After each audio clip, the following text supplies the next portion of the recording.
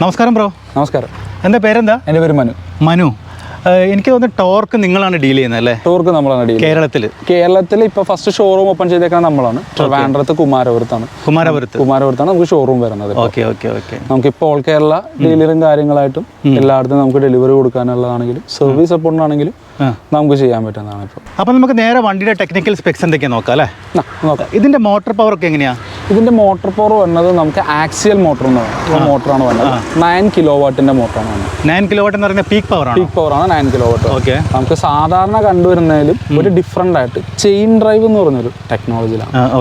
ഇപ്പം നമ്മളിപ്പോൾ നോർമലി കണ്ടുവന്നേക്കണേന്ന് പറഞ്ഞിട്ടുണ്ടെങ്കിൽ ബെൽറ്റ് ഡ്രൈവോ അല്ലെങ്കിൽ ഹബ് മോട്ടോഴ്സോ ആണ്. അതിൽ ചെയിൻ ഡ്രൈവ്, അതായത് ഇപ്പോൾ നമ്മൾ സാധാ പെട്രോൾ വണ്ടികൾ പോലെ എല്ലാം യൂസ് ചെയ്യുന്ന ചെയിൻ ഡ്രൈവ് പോലെ തന്നെ ഒരു ഇലക്ട്രിക് വണ്ടി ചെയ്തു. അതിന്റെ ഗുണമെന്ന് വെച്ചാൽ പെട്രോൾ വണ്ടിയിലൊക്കെ നമുക്കറിയാം അത്യാവശ്യം ഒരു പവറിലേക്ക് ഏറ്റങ്ങളാണെങ്കിലും കയറിപ്പോകും, നമുക്ക് ഓടിക്കാനുള്ളൊരു സുഖമുണ്ട്. ഈ മെയിൻ്റെനൻസ് ആണെങ്കിലും എന്ത് വരും എന്നുള്ളത് നമുക്ക്. അപ്പോൾ ആ ഒരു ടെക്നോളജി നമ്മളൊരു ഇലക്ട്രിക് വണ്ടിയിലോട്ട് നമ്മൾ കൊണ്ടുവന്നു. നമ്മൾ ഇത്രയും നാൾ കണ്ടുകൊണ്ടിരുന്ന ഇഷ്ടപ്പെട്ടൊരു ഫെസിലിറ്റി നമ്മളൊരു ഇലക്ട്രിക് വണ്ടിയിലോട്ട് ഇംപ്ലിമെന്റ് ചെയ്ത് കൊണ്ടുവന്നതാണ് ഇതിൽ വന്നേക്കുന്നത് മോട്ടോർ പവറിൽ. അപ്പോൾ ഇതിന്റെ ടോപ്പ് സ്പീഡ് എത്ര വരുന്നത് ബ്രോ? ടോപ്പ് സ്പീഡ് നമുക്ക് 105 കിലോമീറ്റർ വരും സ്പോർട്സ് മോഡിൽ. അപ്പം എത്ര മോഡ് ഉണ്ട് ഇതിന്? നമുക്ക് ടോട്ടലി 4 മോഡ് വരുന്നുണ്ട്. അതായത് എക്കോ പ്ലസ് എന്ന് പറഞ്ഞൊരു മോഡുണ്ട്, എക്കോ എന്ന് പറഞ്ഞ മോഡുണ്ട്, സിറ്റി ഉണ്ട്, സ്പോർട്സ് ഉണ്ട്. ടോട്ടലി 4 മോഡിൽ നമുക്ക് ഇത് അവൈലബിൾ. ഓരോ മോഡിലൊക്കെ എങ്ങനെയാണ് സ്പീഡൊക്കെ എങ്ങനെയാണ്? ഓരോ മോഡലും സ്പീഡ് എക്കോ പ്ലസ് എന്ന് പറഞ്ഞിട്ടുണ്ടെങ്കിൽ നമുക്ക് മാക്സിമം മൈലേജ് പ്രൊവൈഡ് ചെയ്യുന്ന ഒരു മോഡൽ. അപ്പോൾ അതിൽ ഒബ്വിയസ്ലി നമുക്ക് സ്പീഡ് ഒരു 35, 38 അതാണ് ആ ഒരു മോഡൽ സ്പീഡ് വരുന്നത്. എക്കോണമി വരുമ്പോഴത്തേക്കിനും ഒരു 45, 50 ആറ് വരും. സിറ്റിയിൽ വരുമ്പോൾ ഒരു 65, 80 ആ റേഞ്ചിലോട്ട് വരും. പിന്നെ സ്പോർട്സിൽ 105 ടോപ്പ് സ്പീഡ്. ഇതിന്റെ ബാറ്ററി കപ്പാസിറ്റി എത്രയാ? ഇതിന്റെ ബാറ്ററി കപ്പാസിറ്റി 4 kWh ആണ് ബാറ്ററി വരുന്നത്. ലിഥിയം അയൺ ബാറ്ററിയാണ് നമ്മൾ യൂസ് ചെയ്തിരിക്കുന്നത്. ഓക്കെ. ഇത് ബാറ്ററി ഒരു തവണ ഫുൾ ചാർജ് ചെയ്തിട്ടുണ്ടെങ്കിൽ നമുക്ക് ഏകദേശം എത്ര കിലോമീറ്റർ ഓടാൻ പറ്റും? നമുക്ക് 180 ആണ് കമ്പനി പറയുന്നത്. 180 എന്ന് പറയുമ്പം എക്കോ മോഡലായിരിക്കും അല്ലേ? എക്കോ പ്ലസ് എന്ന് പറഞ്ഞ മോഡല് കമ്പനി അവരുടെ ടെസ്റ്റിൽ പറയണതാണ്. നമുക്കിപ്പോൾ റിയൽ ലൈഫിലോട്ട് വരുമ്പോൾ നമുക്കൊരു 160 പ്രതീക്ഷ അത്ര കിട്ടും. നിങ്ങൾ ടെസ്റ്റ് ചെയ്തിരുന്നു? നമ്മളൊക്കെ ടെസ്റ്റ് ചെയ്തിട്ടും 150 to 160 ഇൻ ബിറ്റ്വീൻ കിട്ടുന്നുണ്ട്. ഓക്കെ. അപ്പോൾ ബ്രോ, സാധാരണ ഞാൻ വണ്ടികൾ നമ്മളിപ്പോൾ ഇതിപ്പോൾ ഒരു ഇനീഷ്യൽ ഇംപ്രഷൻ അല്ലേ, നമ്മൾ ആദ്യം വണ്ടി കണ്ടപ്പോൾ ഉള്ള ഒരു നമ്മളുടെ ഒരു അഭിപ്രായമാണ് പറയുന്നത്. പക്ഷേ ഇത് വണ്ടി ആക്ച്വലി കമ്പനി പറയുന്ന റേഞ്ച് കിട്ടുന്നുണ്ടോയെന്ന് അറിയാൻ വേണ്ടിയിട്ട് സാധാരണ ഞാൻ ടെസ്റ്റ് റൈഡ് അതേപോലെ തന്നെ റേഞ്ച് ടെസ്റ്റൊക്കെ ചെയ്ത് നോക്കാറുണ്ട്. അപ്പം ഒരു ദിവസം ഇന്നിപ്പം നമുക്ക് എല്ലാം കൂടി പറ്റില്ല, സമയം അനുവദിക്കുന്നില്ല. മാത്രമല്ല വീഡിയോൻ്റെ ലെങ്ത് ഒരുപാട് കൂടും. 160 കിലോമീറ്റർ ഓടിച്ചു നോക്കണമെന്നുണ്ടെങ്കിലും അല്ല, അത് ഞാൻ സ്ഥിരമായിട്ട് ചെയ്യുന്നതാണ്. 150, 160 ഓടിക്കുന്ന ഓലയുടെ ഒക്കെ ഞാൻ 155 കിലോമീറ്റർ ഓടിച്ചിട്ടുണ്ട്. അതൊരു വിഷയമല്ല. പക്ഷെ നിങ്ങളൊന്ന് വണ്ടി വിട്ടു തരണോ, അത്രയേ ഉള്ളൂ. ഒരു ദിവസം വേണമെന്നില്ല. രാവിലെ പോയിട്ട് ഒരു ഉച്ചയാവുന്നവരെ ഒന്ന് റേഞ്ച് ടെസ്റ്റ് ചെയ്യാൻ വേണ്ടി ഒരു വണ്ടി വിട്ടു തരണം, അത്രയേ ഉള്ളൂ. നമുക്ക് റേഞ്ച് എത്ര കിട്ടുന്നുണ്ടെന്ന് നോക്കാമല്ലോ. ഇപ്പം 105 km/h സ്പീഡ്, ടോപ്പ് സ്പീഡ് എന്ന് പറയുമ്പോൾ അത്യാവശ്യം നല്ല ടോർക്ക് ഉണ്ടാവും അല്ലേ? നമുക്ക് 38 Nm ടോക്കിലാണ്. 38 Nm. അപ്പോൾ ഇതിൻ്റെ ആക്സിലറേഷൻ എങ്ങനെയാണ്? 0 to 40 ഒരു 3 to 4 സെക്കൻഡ്സിനകത്ത് 3 to 4 സെക്കൻഡ്സിൽ 0 to 40 km/h ചെയ്യാൻ പറ്റും അല്ലേ? അതേപോലെ ബ്രോ, ഇതിൻ്റെ ചാർജർ എത്ര ടൈം കൊണ്ട് നമുക്ക് ഫുൾ ചാർജ് ചെയ്യാൻ പറ്റും? നമുക്കിപ്പോൾ വീട്ടിലെ കണക്ഷൻസ് അനുസരിച്ചാണെങ്കിൽ ഒരു 6 to 7 hours ആണ് നമുക്ക് ചാർജിങ് ടൈം വരുന്നത്. ഫാസ്റ്റ് ചാർജിങ് നമുക്ക് സപ്പോർട്ടിങ് ആണ്. അതായത് ഒരു 0 to 80% നമുക്കൊരു 1 മണിക്കൂറിനകത്ത് ചാർജ് ചെയ്യാൻ പറ്റും. അതുപോലെ തന്നെ നമുക്ക് 60 watt 12 ആംപിയറിൻ്റെ ചാർജറാണ് വന്നത്. അത് ഇൻബിൽഡ് നമുക്ക് വണ്ടിയുടെ കൂടെ തന്നെ ഫ്രീ ആയിട്ട് നമ്മൾ കൊടുക്കുന്നു. ഈ ഫാസ്റ്റ് ചാർജിങ്ങിൽ 0 to 80 നിങ്ങൾ 1 മണിക്കൂർ പറഞ്ഞു. 0 to 100 എത്ര ടൈമിൽ ചാർജ് ചെയ്യാൻ പറ്റും? 0 to 100 ആകുമ്പോൾ ഒരു 1.5 hours, 1.5 മണിക്കൂർ അല്ലേ? ഇത് നമുക്ക് എല്ലാ സ്ഥലത്തും ചാർജ് ചെയ്യാൻ പറ്റുമോ ഫാസ്റ്റ് ചാർജിങ്? എല്ലാ സ്ഥലത്തും എന്ന് പറഞ്ഞിട്ടുണ്ടെങ്കിൽ ഇപ്പം നമ്മുടെ ഷോറൂംസിന്റെ ഫ്രണ്ടിലെല്ലാം നമുക്കൊരു ഗ്രിഡ് ഉണ്ടാവും. അതേപോലെ തന്നെ ടോർക്കിന്റെ ഓരോ ഗ്രിഡ്സ് വരുമ്പോൾ നമ്മുടെ ഓൺ ഗ്രിഡ് വരുമ്പോഴാണ് നമുക്ക് അതിൽ നിന്ന് ഫാസ്റ്റ് ചാർജിങ് സപ്പോർട്ട് ചെയ്യാൻ പറ്റുന്നത്. അല്ല, വേറെ ഏതെങ്കിലും കമ്പനിയുടെ ടൈപ്പോ അങ്ങനെ എന്തെങ്കിലും? അതായത് ഫോർ എക്സാമ്പിൾ ഏത്തറിന് മറ്റേ വീഡിയോ ആയിട്ട് ടൈപ്പ് ഉണ്ട്. വീടയ്ക്ക് ഏത്തറിന് വീഡിയോയിലും ചാർജ് ചെയ്യാൻ പറ്റും. അതേപോലെ നിങ്ങളുടെ ഫാസ്റ്റ് ചാർജിങ് നമുക്ക് എവിടെയെങ്കിലും യൂസ് ചെയ്യാം? നമുക്കിപ്പോൾ അത് യൂസ് ചെയ്യാം. കാരണം ഇപ്പോൾ അതിൽ വന്നേക്കുന്ന ഫാസ്റ്റ് ചാർജർ എല്ലാം യൂണിവേഴ്സൽ ആയിട്ടാണ് വന്നേക്കുന്നത്. അതിനകത്ത് പെർമിഷൻ ഉണ്ടോന്ന് അവരുടെ, അല്ലെങ്കിൽ ടൈപ്പ് ഉണ്ടോ? ടൈപ്പ് ഉണ്ടോ എന്നുള്ളതാണ്. ടൈപ്പ് ഉണ്ടാവില്ല അല്ലേ? ഓക്കെ. ഒന്ന് ചാർജർ ഒന്ന് കാണിക്കാൻ പറ്റുമോ? ഇതെങ്ങനെ ഓപ്പൺ ചെയ്യാം? ഇതിപ്പോൾ ചാർജിങ് സോക്കറ്റ് ഇവിടെയാണ് വരുന്നത്. ഇത് ജസ്റ്റ് ഇങ്ങനെ നമുക്ക് ഓപ്പൺ ചെയ്തെടുക്കാം. ഇവിടെ ചാർജ് ചെയ്യാം. ഓക്കെ. എനിക്ക് തോന്നുന്നു ഇതിൽ ചാർജർ വെക്കാനുള്ള സ്പേസ് ഉണ്ട് തോന്നുന്നു അല്ലേ? സ്പേസ് ഉണ്ട്. ഈ ഒരു ഡമ്മി പെട്രോൾ ടാങ്ക് പോലത്തെ സംഭവം സ്റ്റോറേജ് സ്പേസ് വരുന്നത്. അതെ. അത് നമുക്ക് ഓപ്പൺ ചെയ്യാനായിട്ട് നമ്മുടെ കീ സ്വിച്ച് ഓഫ് പൊസിഷനിൽ വെക്കുക. ജസ്റ്റ് ഇങ്ങനെ വെച്ച് നമ്മൾ ഇങ്ങോട്ട് റൈറ്റിലോട്ട് മാക്സിമത്തിൽ ട്വിസ്റ്റ് ചെയ്യുക. ഇപ്പോൾ ബൂട്ട് ഓപ്പൺ ആവും. ഇതിൽ നമുക്ക് ചാർജർ പ്ലേസ് ചെയ്യാനുള്ള ഓപ്ഷൻ. അതിൽ ചാർജർ വെക്കാം അല്ലേ? ഓക്കെ. കൈ കൊണ്ട് നടക്കാനുള്ളതോ ബാഗിൽ ക്യാരി ചെയ്യാനുള്ളതിൻ്റെ ആവശ്യം വരുന്നില്ല. ഓക്കെ. ഇതാണ് ചാർജർ അല്ലേ? അതേപോലെ എനിക്ക് തോന്നുന്നത് മോണോഷോക്ക് അല്ലേ? സിംഗിൾ മോണോഷോക്കാണ് വരുന്നത്. ഓക്കെ. അതേപോലെ ഫ്രണ്ടിൽ വരുന്നത് ടെലിസ്കോപ്പിക് ആണ് അല്ലേ? ഫ്രണ്ടിൽ ഡ്യുവൽ ടെലിസ്കോപ്പിക് വരും. ഓക്കെ. അതേപോലെ ഡിസ്ക് വരുന്നുണ്ട് രണ്ട് സൈഡിലും അല്ലേ? ഫ്രണ്ടും ബാക്കും നമുക്ക് ഡിസ്ക് ആണ് വരുന്നത്. അതേപോലെ തന്നെ കോംബി ബ്രേക്കിംഗ് സിസ്റ്റം നമുക്ക് വരുന്നുണ്ട്. ടയറിന്റെ ഒക്കെ സൈസും കാര്യങ്ങളൊക്കെ അറിയോ? 90/80/17 ഇഞ്ചസ് ആണല്ലേ ഫ്രണ്ട് വരുന്നത്? അതേപോലെ ബാക്ക് 120/80/17 വരും. ഓക്കെ. അത്യാവശ്യം ഓഫ് റോഡൊക്കെ പോകുമ്പോൾ അടി തട്ടുമോ ബ്രോ? അങ്ങനെ അടി തട്ടുന്നില്ല. നമുക്ക് 165 mm ഗ്രൗണ്ട് ക്ലിയറൻസ് വരുന്ന ഒരു വെഹിക്കിളാണ്. 165 mm ഉണ്ടല്ലേ? 165 mm വരുന്നത്. അത് അത്യാവശ്യം ഓക്കെയാണ്. പെട്ടെന്നുള്ള ഒരു ഇതൊന്നുമില്ല. അത്ര വലിയ കുഴികളിൽ ചാടാനായിട്ടുള്ളൂ. ഇതെന്താ സംഭവം? ഇത് നമുക്ക് പഴയ ചാർജിങ് സോക്കറ്റ് വന്നുകൊണ്ടിരുന്നത് അവിടെയായിരുന്നു. ഇത് ഓപ്പൺ ചെയ്യാൻ പറ്റുമോ? അത് ഓപ്പൺ ചെയ്യാൻ പറ്റില്ല. കാരണം നമ്മൾ അവിടുന്ന് മാറ്റി യൂണിവേഴ്സൽ ആക്കിയപ്പോൾ നമുക്ക് ഏറ്റവും ടോപ്പ് പൊസിഷനിലോട്ട് അവിടുന്ന് മാറ്റി ഇവിടേക്ക് കൊണ്ടുവന്നു. അതേപോലെ ഇതിൽ എന്തൊക്കെ സ്മാർട്ട് ഫീച്ചേഴ്സ് ഉണ്ട് ബ്രോ? സ്മാർട്ട് ഫീച്ചേഴ്സ് വരുമ്പോൾ നമുക്ക് സൈഡ് സ്റ്റാൻഡ് സെൻസർ വരുന്നുണ്ട്. പിന്നെ ടോർക്കിന്റെ തന്നെ നമുക്കൊരു ആപ്പ് ഉണ്ട്. അതിന്റെ കണക്ടിവിറ്റിയും കാര്യങ്ങളും വരുന്നുണ്ട്. ഓക്കെ. അതിൽ നമുക്ക് ആന്റി തെഫ്റ്റ് അലാറത്തിന്റെ ഉണ്ട്. മൊബൈലിൽ നമുക്ക് അറിയാൻ പറ്റും വണ്ടിക്ക് എത്ര % ചാർജ് ഉണ്ട്, എത്ര കിലോമീറ്റർ ഓടും. പിന്നെ നമുക്ക് ബാക്കിയുള്ളതിലല്ലാണ്ട് നമുക്കൊരു സർവീസ് റിമൈൻഡർ വരുന്നു. ഓക്കെ. നമ്മൾ എടുത്ത ഡേറ്റ് വെച്ചിട്ട് നമുക്ക് ഫസ്റ്റ് സർവീസിൻ്റെ, സെക്കൻഡ്, തേർഡ്, ഇങ്ങനെ ഓരോ സർവീസിൻ്റെ ഒരു അലേർട്ടും കാര്യങ്ങളും നമുക്ക് ആ മൊബൈൽ ആപ്പിൽ തന്നെ അറിയാൻ പറ്റും. അതായത് ബേസിക് ആയിട്ടുള്ള കാര്യങ്ങളൊക്കെ ബേസിക് ആയിട്ടുള്ള കാര്യങ്ങൾ ഒരുപാട് ഇല്ലാത്ത നല്ലതെന്ന് എനിക്ക് തോന്നുന്നു. കാരണം ഒരുപാടുള്ള വണ്ടികൾക്കൊക്കെ ഒരുപാട് കംപ്ലയിൻറ്റ്സ് ഞാൻ കാണാറുണ്ട്. അതുപോലെ നമുക്ക് ഇതിൻ്റെ അത് ജിയോ ഫെൻസിങ് എന്ന് പറഞ്ഞ ഒരു ഫെസിലിറ്റിയും കൂടെ അതും വരുന്നുണ്ടല്ലേ? അതും വരുന്നുണ്ട്. ഓക്കെ. അതേപോലെ ഇതിൽ എന്തൊക്കെയാണ് കാണിക്കുന്നത്? ബേസിക് ആയിട്ടുള്ള കാര്യങ്ങൾ നമുക്ക് മീറ്ററിൽ വരുമ്പോഴത്തേക്കിനും ഏറ്റവും ബേസിക് ആയിട്ടുള്ള കാണിക്കുന്നത് നമുക്ക് സൈഡ് സ്റ്റാൻഡ് സെൻസറിൻ്റെ അലേർട്ട് കാണിക്കും. അപ്പോൾ സൈഡ് സ്റ്റാൻഡ് ഓൺ ആണെങ്കിൽ നമുക്ക് വണ്ടി ഓൺ ആവില്ല. ടോട്ടൽ കിലോമീറ്റർ നമുക്ക് കാണിക്കും. അതുപോലെ നമുക്ക് 2 ട്രിപ്പ് സെറ്റ് ചെയ്യാനുള്ള ഓപ്ഷൻ ഉണ്ട്. Trip A and trip B അങ്ങനെ സെറ്റ് ചെയ്യാനുള്ള ഓപ്ഷൻ ഉണ്ട്. ടൈം കാണിക്കും, ബാറ്ററിയുടെ ചാർജ് കാണിക്കും. നമുക്ക് ഒരു മോഡിൽ ഓരോ മോഡിലും എത്ര കിലോമീറ്റർ ഓടും എന്നുള്ള റേഞ്ചും നമുക്ക് ഇതിൽ തന്നെ കാണിക്കാം. അതേപോലെ നമുക്കിനി കാര്യമായിട്ട് അറിയാനുള്ളത് വണ്ടീൻ്റെ വാറണ്ടി, അതേപോലെ തന്നെ വണ്ടീൻ്റെ ഓൺ ദ റോഡ് പ്രൈസ് അതൊക്കെ എത്രയാണ്? നമുക്കിത് ഈ വെഹിക്കിൾ എന്ന് പറഞ്ഞിട്ടുണ്ടെങ്കിൽ ഇന്ത്യൻ മെയ്ഡ് വെഹിക്കിളാണ്. അപ്പോൾ നമുക്ക് സബ്സിഡി കാര്യങ്ങളൊക്കെ വരുന്നതാണ്.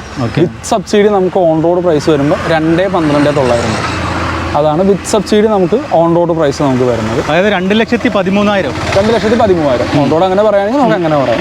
ഓക്കെ. പിന്നെ വാറണ്ടി നമുക്കിപ്പോൾ 3 years ആണ് നമുക്ക് നോർമലി നമുക്ക് വാറണ്ടി വരുന്നത്. 3 years അല്ലെങ്കിൽ 40,000 kilometers ആണ്. ഇപ്പോൾ നമ്മൾ എക്സ്റ്റൻഡ് വാറണ്ടി അടക്കം നമ്മളൊരു ഓഫറിൽ കൊടുക്കുന്നുണ്ട്.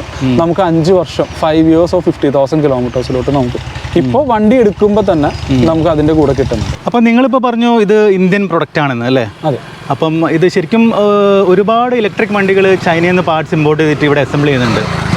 അപ്പം ഇത് ശരിക്കും ഇതിൻ്റെ മാനുഫാക്ചറിങ് യൂണിറ്റും ഇതിൻ്റെ പ്രൊഡക്ഷൻ കാര്യങ്ങളൊക്കെ എങ്ങനെയാണ്? ഞാൻ പറഞ്ഞത് നമുക്ക് ഒരു സബ്സിഡി കാറ്റഗറിയിൽ വരുന്നൊരു വണ്ടിയാണ്.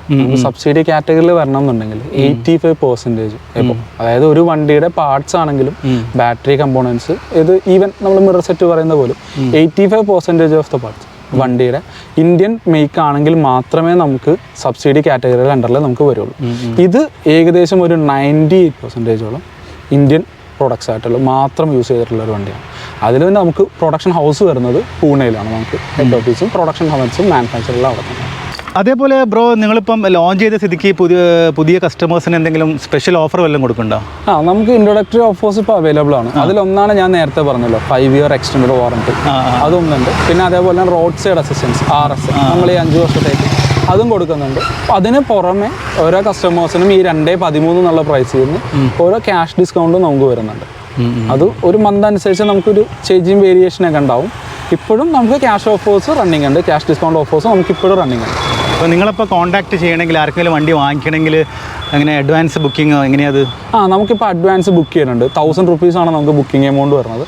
അതടച്ച് ഏതാണ് സ്പെസിഫിക് കളേഴ്സ് എന്ന് പറഞ്ഞിട്ടുണ്ടെങ്കിൽ നമുക്ക് ആ സ്പെസിഫിക് കളർ ബുക്ക് ചെയ്താൽ നമ്മൾ വണ്ടി എടുത്തു കൊടുക്കുന്നതാണ്. ഇപ്പോൾ ലോൺ ഫെസിലിറ്റീസും കാര്യങ്ങളും എല്ലാം നമുക്ക് അവൈലബിൾ ആണ്. ഈവൻ 0 ഡൗൺ പേയ്മെൻറ്റിൽ നമുക്ക് വണ്ടി എടുക്കാൻ പറ്റും. പിന്നെ നമുക്ക് മാക്സിമം 5 years വരെ, കാരണം സാധാരണ ഒരു നോർമൽ വണ്ടികൾ കിട്ടുന്നില്ല, 5 years വരെ ടെൻഡർ നമുക്കിപ്പോൾ 5 years വരെ ലോണിന് ഇടാൻ പറ്റും. അത് ചിലർക്ക് ഡൗൺ പേയ്മെൻറ്റ് ഇത്തിരി അടയ്ക്കാമെന്ന് വിചാരിക്കും, പക്ഷേ ഒരു ലോൺ എമൗണ്ട് നമുക്കെല്ലാം മീറ്റ് ചെയ്ത് പോകണം. അപ്പോൾ അതിലൊരു ലോൺ എമൗണ്ട് അവർക്ക് കുറവ് വരണം, ഒരു 3,000 വരണം എന്നുണ്ടെങ്കിൽ നമുക്ക് 5 years വരെ വർഷം വരെ ഇട്ട് കിട്ടുവാണെങ്കിൽ നമുക്ക് ആ ഒരു ചെറിയ എമൗണ്ട് മാത്രമേ നമുക്ക് EMI വരുള്ളൂ. അങ്ങനെ നമുക്ക് 5 years എടുക്കുകയും ചെയ്യും. എത്ര ദിവസം കൊണ്ട് നിങ്ങൾ ഡെലിവറി നൽകും? എത്ര ദിവസം എന്ന് വെച്ചാൽ നമുക്കിപ്പോൾ വണ്ടി സ്റ്റോക്ക് ഉണ്ട്, വണ്ടി ഇപ്പോൾ ഉള്ളൊരു ഷെയ്ഡാണെന്നുണ്ടെങ്കിൽ കസ്റ്റമർ ബുക്ക് ചെയ്ത് നമുക്ക് ലോൺ റെഡി ആവണം, പിന്നെ RTO പ്രോസസ്സ് തീർക്കുക. അതിനുള്ളിൽ നമുക്ക് ഇമ്മീഡിയറ്റ് ആണ് നമുക്ക് കൊടുക്കാൻ പറ്റും. ആ ഒരു പ്രോസസ്സ് തീർന്നിട്ടുണ്ടെങ്കിൽ നമുക്ക് വണ്ടി കൊടുക്കാം.